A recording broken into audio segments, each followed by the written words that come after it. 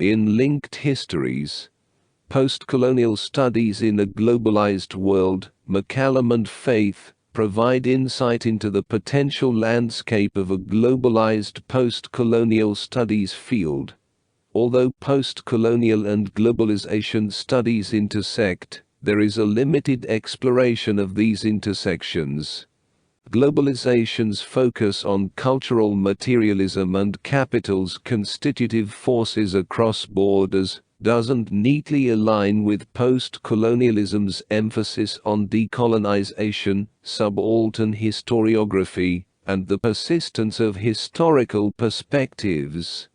The volume by McCallum and Faith fulfills its promise by establishing connections between post-colonialism and globalization, with a specific focus on history as the foundation for these connections. Mary Lawler's essay on the Shoshan Tribal Cultural Center and Bill Ashcroft's essay on post-colonialism in Latin America delve into how history challenges and facilitates a more global approach to post-colonial studies. Lawler explores the cultural center as a site negotiating tourism and historiography, moving away from typical discussions of authenticity. She suggests that contemporary Acoma Indians have appropriated mainstream tourism and historiography methods, providing Euro-Americans with insights into their own culture and history. Ashcroft's meditation on testimonial literature reveals the permeability of boundaries between authentic and artificial cultural forms. He contends that testimonial literature, positioned at the intersection of literature and history, questions standard forms and redefines the notions of literature and history.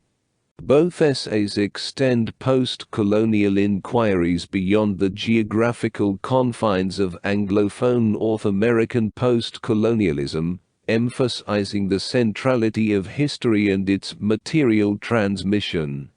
In their discussions concerning post-colonial studies in the context of China and Maori political activism, Wang Ning and Victor Lee challenge the boundaries of the field.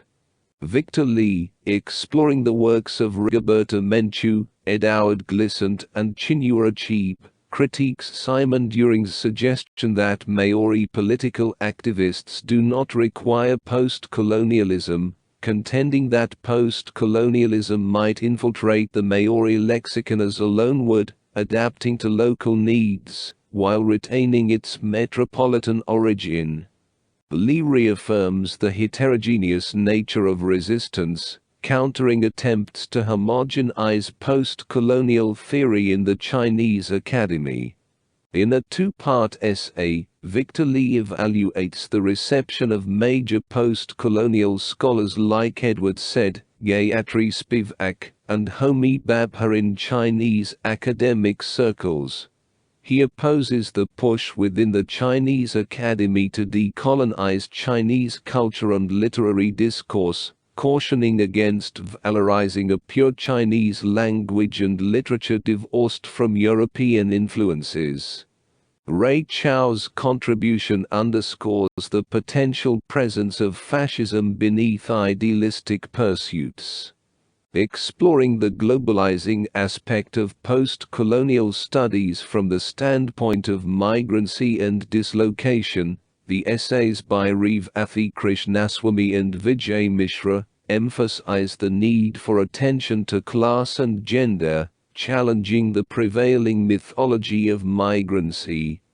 Krishnaswamy critiques the paradigmatic post-colonial figure Salman Rushdie, while Mishra explores the possibilities of Lyotard's different in understanding the relationship between the diasporic and the post-colonial.